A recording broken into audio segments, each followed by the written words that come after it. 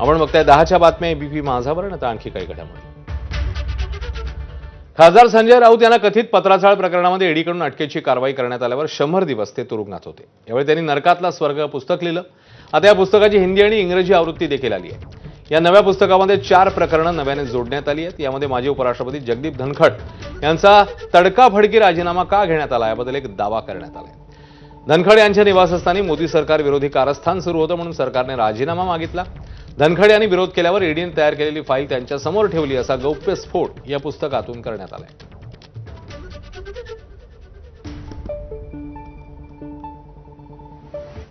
तर पुस्तकात नेमके कोणकोणते खळबळजनक दावे करण्यात आले ते बघूया. जगदीप धनखड यांच्या निवासस्थानी मोदी सरकार विरोधात कारवायांची माहिती मिळालेली होती. सुगावा लागताच सरकारकडून त्यांचा राजीनामा मागण्यात आला. मात्र धनखड यांनी राजीनामा देण्यास नकार दिला होता. जयपूरमध्ये त्यांनी घराचा व्यवहार केल्यावर त्यातील पैसा हा परदेशात पाठवला होता.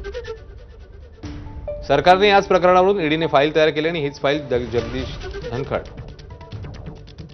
यांच्या समोर ठेवण्यात आली.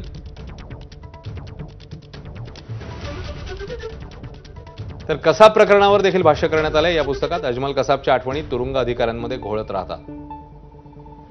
कसाबला बिर्याणी दिली जात होती असा आरोप विशेष सरकारी वकील उज्ज्वल निकम यांनी केला होता. पण प्रत्यक्षात हे खोटं होतं हे निकम यांनी नंतर स्वतःच मान्य केलं.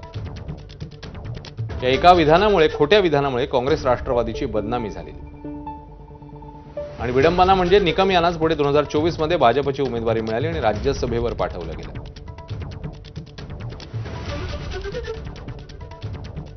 तर सुप्रीम कोर्ट विरुद्ध ईडी प्रकरणावर देखील या पुस्तकामध्ये काही मुद्दे आहेत. सर्वोच्च न्यायालयाने ईडी सीबीआयला वारंवार फटकारलं तरीही या संस्था निर्ढावलेल्याच राहिल्या असं या पुस्तकामध्ये म्हटलंय.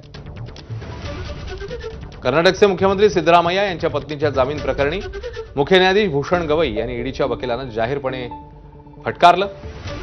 राजकारणाच्या चिखलात का उतरता राजकीय लढा निवडणूक मैदानात लढा.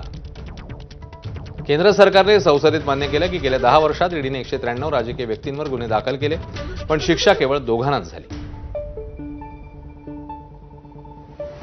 अशा विविध मुद्द्यांवर या पुस्तकामध्ये भाष्य करण्यात आले. आता बातमी अवकाळी पावसासंदर्भातली आहे.